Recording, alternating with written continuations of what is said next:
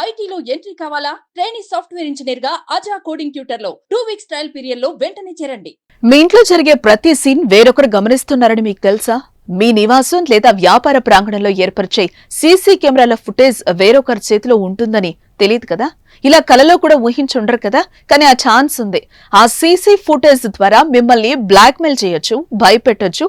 అసలు ఎవరి చేతికి వెళ్తుంది, ఎలా వెళ్తుంది అని మీకు తెలియాలంటే వాచ్ దిస్.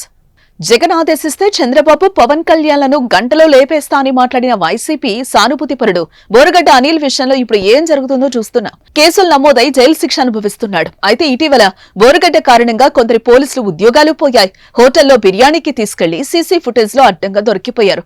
7 సస్పెండ్ అయ్యారు. అలాగే స్టేషన్ లో దిండు పడక వేశారని సీఐపై వేటు పడింది.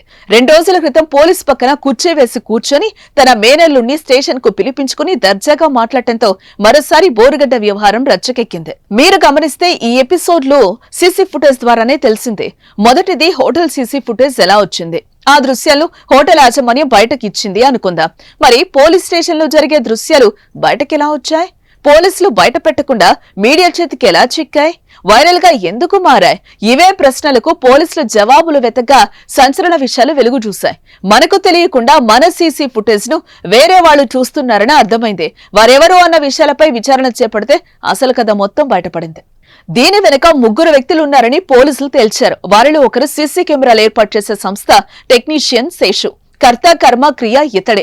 గుంటూరుకు చెందిన శేషు సీసీ కెమెరాలు ఏర్పాటు చేసే సంస్థలో టెక్నీషియన్ గా పనిచేస్తున్నాడు. ఆర్డర్ల మేరకు ఇల్లు, కార్యాలయాలు, వ్యవసాయ క్షేత్రాలు, ఫామ్ హౌస్, బహిరంగ ప్రదేశాల్లో సీసీ కెమెరాలు బిగిస్తూ ఉంటాడు. ఈ ప్రక్రియ పూర్తయిన అనంతరం వాటి యూజర్ ఐడి, పాస్వర్డ్ వంటివి సంబంధిత వివరాలను యజమానుడికే ఇచ్చేసి వారికి యాక్సెస్ ఇవ్వాలి. కానీ శేషు యాక్సెస్ ను తన దగ్గర కూడా ఉంచుకుంటాడు. తన ఫోన్ లో ఆయా దృశ్యాలను చూస్తూ వారి వ్యక్తిగత గోప్యతకు భంగం కలిగించే విధంగా వ్యవహరిస్తున్నాడు. ఫుటేజ్ లను అడ్డం పెట్టుకుని ఇతరులతో కలిసి బెదిరింపులకు పాల్పడినట్టు పోలీసులు అనుమానిస్తున్నారు. బోరగడ్డ సీసీ ఫుటేజ్ కూడా బయటపెట్టింది శేషునే. అరండల్పేట పోలీస్ స్టేషన్ లో గతంలో సీసీ కెమెరాలు ఏర్పాటు చేసిన శేషు ఆ దృశ్యాల యాక్సెస్ ను తన వద్ద పెట్టుకున్నట్లుగా తేలింది. అలా స్టేషన్ లో బోరగడ్డకు జరిగిన దృశ్యాలను చూసి వాటిని వంశీ, అరుణ్ అనే మరో ఇద్దరికి చేరవేయడంతో వారు బయటకు విడుదల చేశారు. దీంతో పోలీసులు శేషుతో పాటు మిగిలిన ఇద్దరిపై కేసు నమోదు చేసి దర్యాప్తు చేస్తున్నారు. వారి బాధితులు కూడా పోలీసులను ఆశ్రయించడంతో పోలీసులు మరింత లోతుగా విచారణ చేపట్టగా మరిన్ని విషయాలు బయటకొచ్చాయి. ఓ స్పా కేంద్రంలో ఏర్పాటు చేసినవి సహా మరో 13 చోట్ల సీసీ కెమెరాల యాక్సెస్ పొందాడు. అక్కడి దృశ్యాలను శేషు తన మొబైల్లో చూస్తున్నట్లు పోలీసుల దర్యాప్తులో తేలింది.